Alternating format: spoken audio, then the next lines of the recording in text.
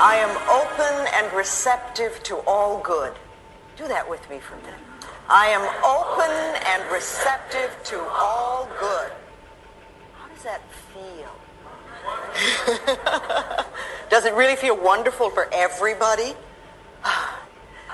Too often, we sit, and people come to me and want to get prosperity and things like this, and I see them sitting like this. And I think, how are we going to let it in? How are we going to let it in? And this is such a wonderful symbolic gesture. I am open and receptive to all good. Not a little bit, not just some, but all good. When you do something like this, the universe notices. The universe notices. Okay, this is going to be a nice question and answer session. I'll talk a little bit and we'll do some questions and see where you are and see what your stuck points are in prosperity. Because a lot of people think that prosperity is just money. But really, there's many, many other things that come under this auspices of prosperity. There's time and love and success and joy and comfort and beauty and wisdom and good health and money. You can be very poor in time. If you feel really rushed all the time and always pressured, you have poverty in your time. But if you feel that you have all the time in the world and that whatever you want to finish, you'll get done and it will all happen, then you're really prosperous in time. And what about success? If you feel that it's really way beyond your reach, then you're never going to get it. But if you feel that you can be successful, whatever that means to you, then that's wonderful. That's prosperity. Comfort. How many of you are prosperous in comfort? Or do you live lives that are really very uncomfortable and hard and tight? Wisdom. Do you have prosperity in wisdom? Do you feel that all the wisdom in the universe is available to you? Or do you think, I'm just me and I don't know very much and, I can't figure things out? If you feel that you're really connected with the universe and you really trust that part of you that's inside, then you can be absolutely prosperous in the abundance of wisdom.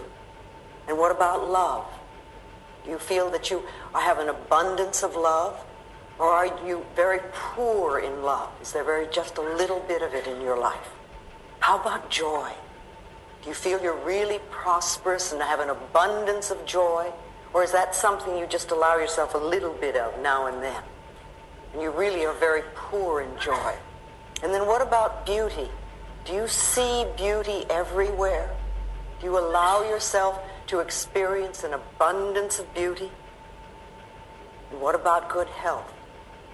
Do you have no health? Is there very little? Are you poor in good health? Or are you prosperous and do you have an abundance of good health? And of course there's money then. There's money too. What do you let yourself have?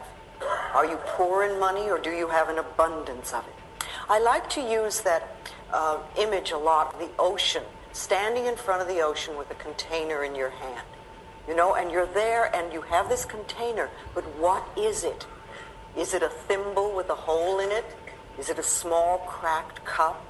Is it a mug? Is it a vase? Is it a quart jar or a pail or a bucket or a wash tub? Or do you have a pipeline? And remember, no matter how... A pipeline. Run it right in. But no matter how much you have, whatever your container it is, and no matter how much you're taking from the ocean of life, and even though we're all standing there, we're not robbing each other, and there's plenty for everyone, and no matter how much we take, there is no way we're going to run that ocean dry. It's absolutely impossible.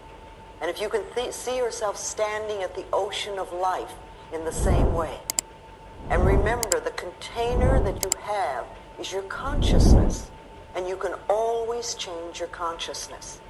And it doesn't matter if you came from poverty. Doesn't matter where you came from, and it doesn't even matter what your parents' beliefs were, or if they came from the Depression, or whatever. Because it's your consciousness and what you're choosing to think and believe about prosperity and your ability to deserve it is what's going to create it for you. See, it has nothing to do with getting. People always think, I want to get this, or I want to get this. It's really allowing yourself to accept. which is a different concept. When you're not having something that you want, it's because on some level you're not allowing yourself to accept it. But you see, life is here for us. It's here for us, and it's here to support us in every way. But remember, what we give out, we get back. So if we're stingy with life, then life will be stingy with us. It's just that simple. If we steal from life, life will steal from us. And you know, department stores are not fair game. If you take paper clips from the office or do your personal Xeroxing there, that's not fair game, because it's the same old thing. What you give out, you get back. And what you're saying to the universe in a way is, I can't afford to take those things, have those things for myself. I don't have the ability to earn it. Therefore, I must take it from somebody. And that's poverty thinking. That never, ever, ever creates prosperity. Life is here for us, and there's an incredible abundance on this planet. Sometimes we only see our lack, but the abundance that is here is so enormous. You know, if you think about it for a moment, there is so much food on this planet that we could literally feed everybody on this planet. Yes, it is true that there are people that are starving, but it's not because of a lack of food. I mean, we burn crops in this country just to keep prices up. If people are starving, it's a lack of love. It's that we're allowing such a thing to happen. There is an absolute abundance of money on this planet. There is so much money that we can't even count it. And yes, it is true that there are many people who have very little, but it has nothing to do with the amount of money that's here. It's a lack of consciousness. It's a not deserving, not accepting. And are you aware that there are billions and billions of people on this planet, and yet you will hear people tell you that they're lonely? It's nothing to do with the amount of people. It's because we put walls up and we won't allow the love to come in. We have an abundance of air on this planet. You know, if you think about it, our most precious substance is the air we breathe. When we exhale, we take it absolutely for granted that the next breath will be there. And if we didn't have a next breath, we wouldn't live for 3 minutes. We literally would not get out of this room alive. And yet we take it absolutely for granted that when we exhale, the next breath is going to be there. And we're all breathing in this room, and I'm not saying don't breathe, there's not enough for me. We just assume. Now, if the most precious substance in our life has been given to us with such abundance, and that there's enough to last for as long as we shall live, then can we not trust that other things will be taken care of? Matthew 6 is always a good thing to read when you're a little bit scared about stuff. The power that created us has put everything here for us, but it's up to us to deserve and to accept.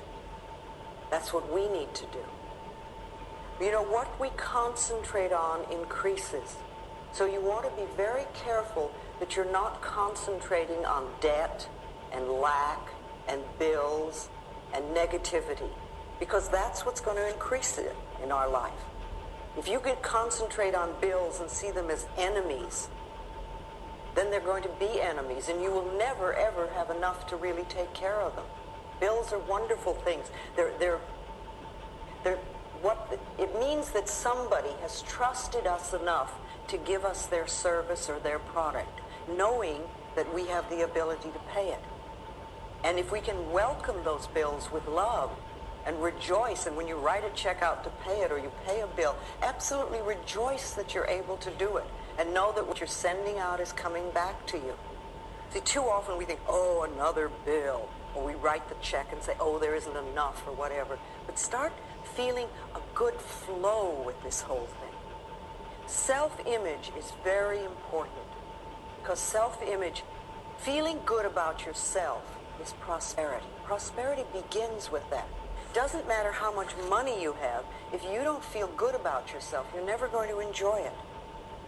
And then look at your prosperity now, because everything that you do have in your life is a reflection of what you believe you deserve, what you believe about yourself. You know, look at your home. Is this a place that you really love to live in? Is it comfortable and joyous? Or is it cramped and dirty and always messy? The same thing with your car. You know, is your car something that you really don't even like? Or is it something that reflects the love you have for yourself? And what about your clothes? You know, are they just a bother and a nuisance and something you have to wear? Or is it something you really rejoice in? Because again, it's a reflection of you. And what about your bank account? You know, how do you feel about that? And what is the state of it? Are you friends with money, or is it an enemy? All these things are important because what we have in our life is a reflection of ourselves. But remember, no matter where we are or whatever is happening, it's a reflection of ourselves, but it's only a thought, and a thought can be changed. It's a thought about what you believe about yourself, what you believe about life, and what you believe you deserve. Now, let's take our little mirrors out for a moment. Our precious little mirrors that are so wonderful. How many people here do mirror work on a daily basis? Well, a few. How many people have never done mirror work? All right, well, you're in for an interesting experience.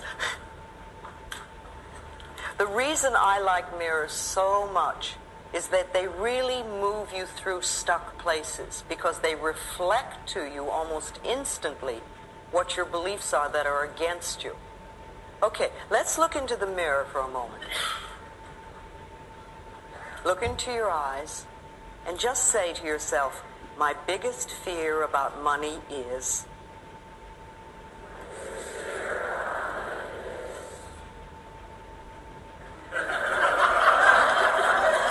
Just notice what comes up. What comes up? What is coming up when you do that? What sort of fears? Let's just share that for a moment. What sort of fears come? What? Yes, right here. My biggest fear about money is that it'll either be taken away when I get it, or that somehow I just, that I won't be taken care of. And I do a lot of the mirror work, and I do a lot of prosperity work. And who took money away from you when you were little? Well, it was a control issue with my family, with my parents. I come from a family with money, but it was always that's where the love came from, was with money. And I come from a father who has a tremendous fear of being broke. So it was passed on, and I know that. So I'm trying to work through that. Can you forgive him for that? It's a tough one. I'm trying to, but it's a hard one. Yes, but you see, your freedom with money is tied into it, not his. And he was doing the best he could coming from where he came from. And he probably was raised in a way that he was manipulated through guilt. So he manipulated you that way with money. So it's interesting that you came to this planet to learn stuff about money, and you had a lot of it. Because a lot of people need to learn their money lessons and they have nothing. This is a big lesson. It's been put in front of me time and time again, so I'm real aware of it. It's just, when I start working through it, I get physical anxiety pains, I have panic attacks, all kinds of stuff. Have you ever gone through a period in your life where you had no money? No, I've never, no, it has not happened to me because when I pushed up against it, I work, I earn a good living, and it's always been provided. I mean, the evidence... So you can take care of yourself. And the evidence that it's not going to be there, that's just my own fear, because it has always been provided. I've always been able to pay my bills and have nice clothes and live in a nice place. So your barrier, your issue really is fear. And not trusting. Yeah. Who is it you're not trusting? Are you not trusting your father? Or you're not trusting yourself? I'm not trusting myself. And yet your track record is very good. Yeah, only over the past, year and a half is really when I was turned loose to take care of myself, and that's, of course, when I have a feeling that